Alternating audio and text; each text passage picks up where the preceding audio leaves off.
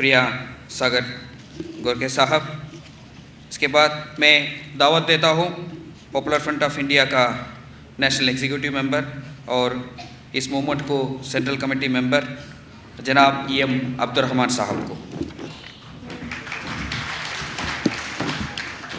बिस्मिल्लाहिर्रहमानिर्रहीम। अस्सलामु अलैकुम वरहमतुल्लाहि वबरकातुहू। Respected speakers on the dais, dear sisters and brothers, सबसे पहले मैं माफ़ी मांगता हूँ,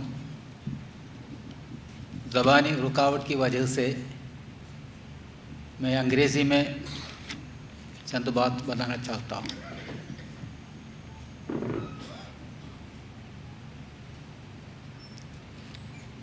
UAPA, the Unlawful Activities Prevention Act, is not a case of misuse of law. We hear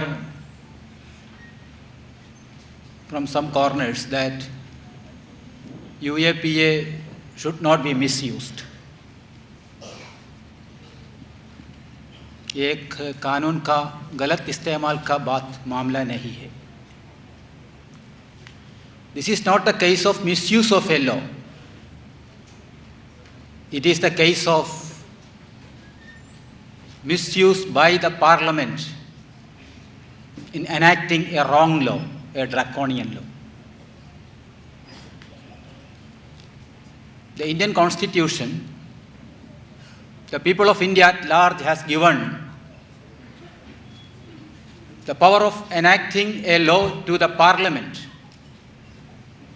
to uphold the principles of justice, liberty, equality, and fraternity, the constitutional values.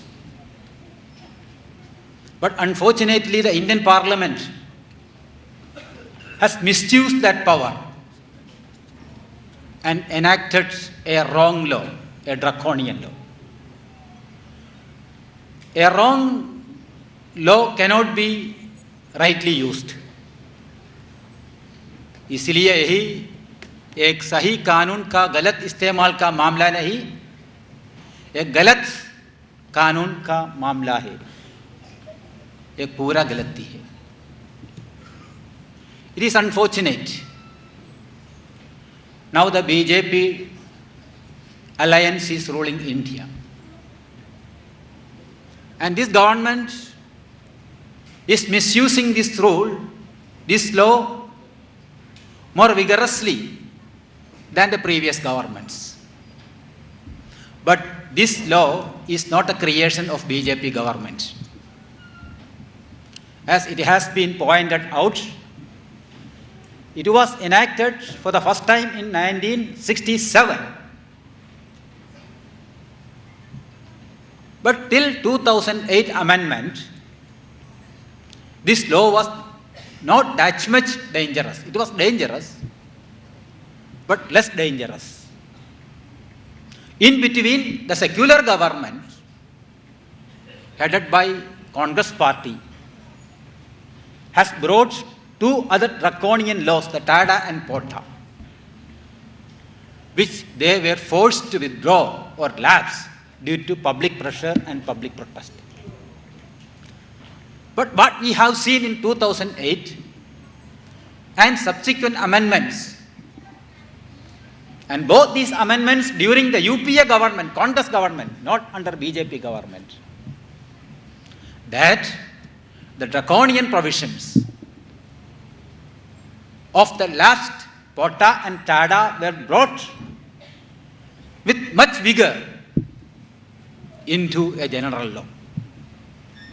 If POTA and TADA were special laws, खास कानून, सविशेष नियम, which were bound to lapse within a prescribed period of time, 2 years, 5 years.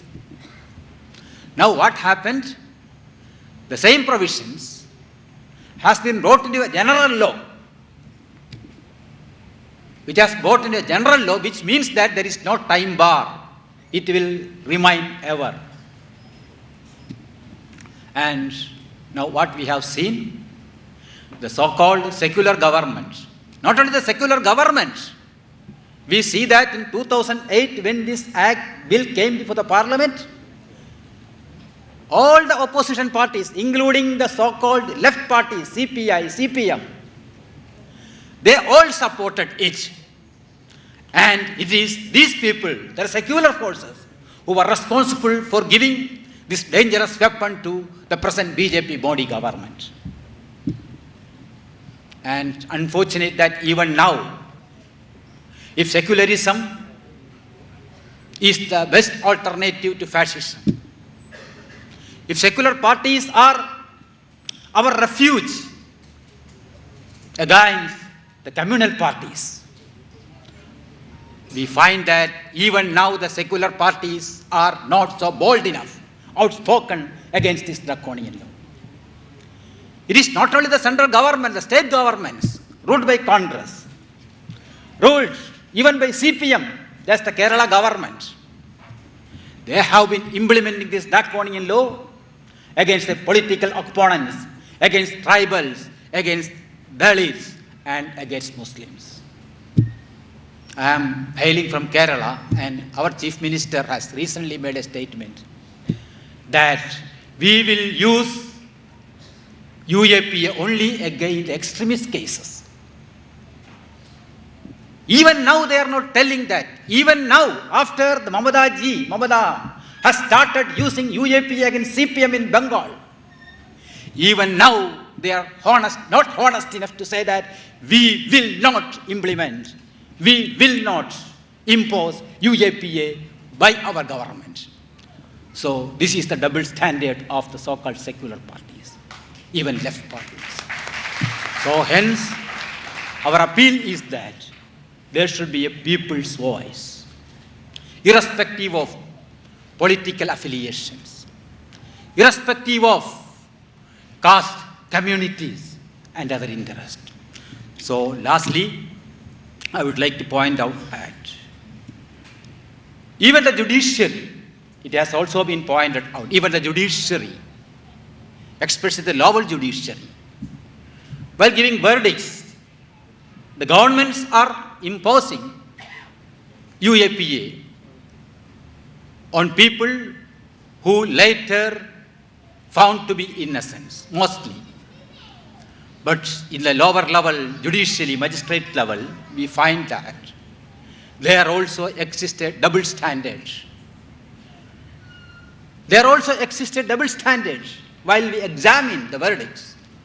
There is double standards in selective application of UAPA. While UAPA is applied, imposed on these weaker sections, the Hindutva terror groups are set free. They are kept out of this terror law. We don't say that. Our stand is that it should not be used against any group, any individual, including the Hindutva groups. But when you come to the verdicts, have you seen 2 days before, a verdict appeared about the Ajmer blast case. And Swami Asimananda and a group of people were, and especially the Swami Asimananda, the chief conspirator,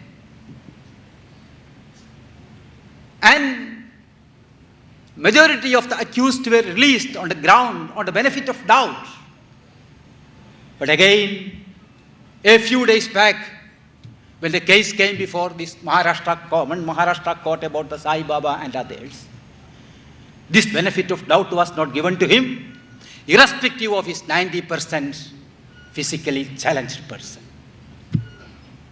So this double standard, it is worrying, very worrying, unfortunate.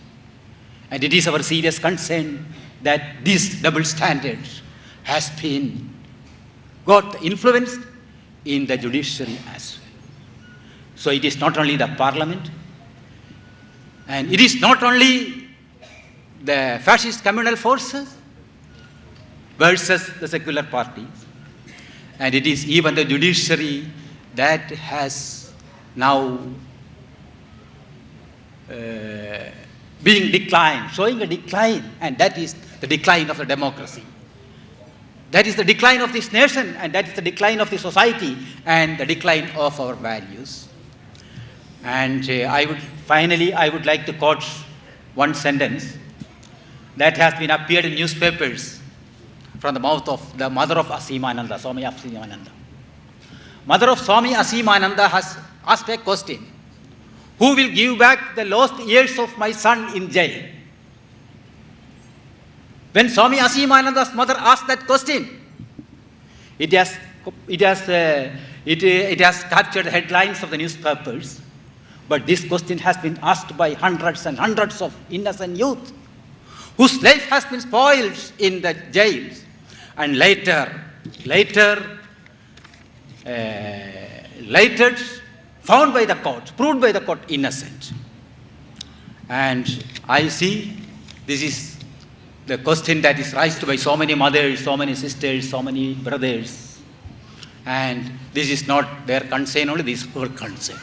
This is the concern of all of us, and this should be the concern of any civil society, and it is our responsibility to raise our voice, stand up and fight this injustice. And this is I understand that this is the purpose, this is the objective of organizing this type of conferences, and I hope that we will disperse from this meeting not with the satisfaction of spending an evening and hearing some lectures, but with a new resolve to continue our fight against any draconian laws and for justice till our last breath. Assalamu alaikum. Dhanyawad.